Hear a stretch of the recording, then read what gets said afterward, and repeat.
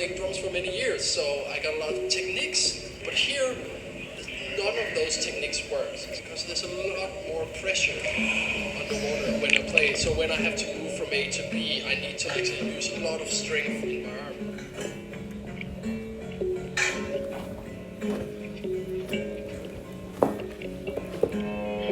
You have to regard yourself as a cloud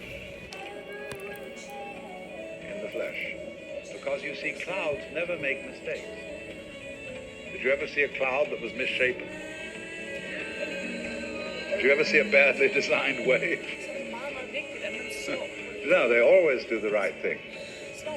But if you will treat yourself for a while as a cloud or wave and realize that you can't make a mistake, whatever you do, because even if you do something that seems to be totally disastrous, it'll all come out in the wash somehow or other.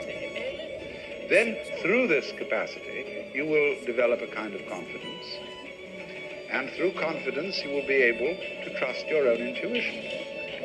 Now, this is the middle way of knowing it has nothing to do with your decision to do this or not. Whether you decide that you can't make a mistake or whether you don't decide it, it's true anyway. That you are like cloud and water. And through that realization, without overcompensating in the other direction, you will come to the point where you begin to be on good terms with your own being and to be able to trust your own brain.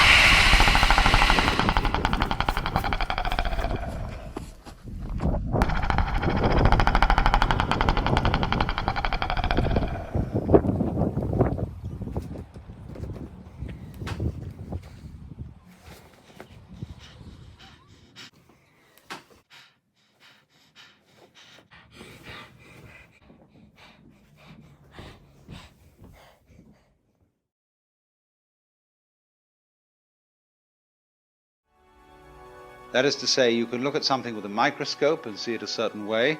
You can look at it with the naked eye and see it in a certain way. You look at it with a telescope and you see it in another way. Now, which level of magnification is the correct one? Well, obviously, they're all correct, but they're just different points of view. You can, for example, look at a newspaper photograph under a magnifying glass, and where with the naked eye you will see a human face, with the magnifying glass you will just see a profusion of dots, rather meaninglessly scattered. But as you stand away from that collection of dots, which all seem to be separate and apart from each other, they suddenly arrange themselves into a pattern. And you see that these individual dots add up to some kind of sense. Now you'll see at once from this illustration that maybe you, when you take a myopic view of yourself, as most of us do, but you may add up to some kind of sense.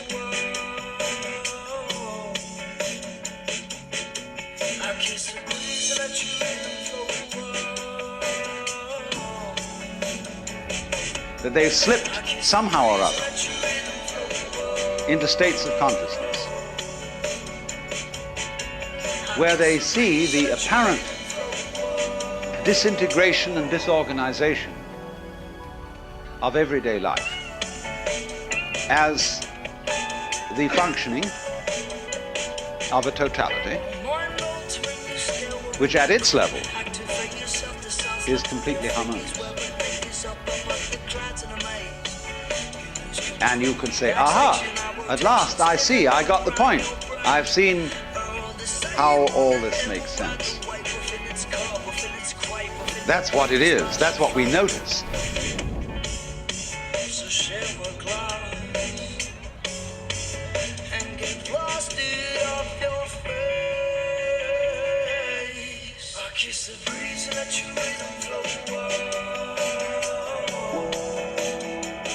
But what this insight depended upon was your overcoming the illusion that space separates things. Through that realization, without overcompensating in the other direction, you will come to the point where you begin to be on good terms with your own being and to be able to trust your own brain.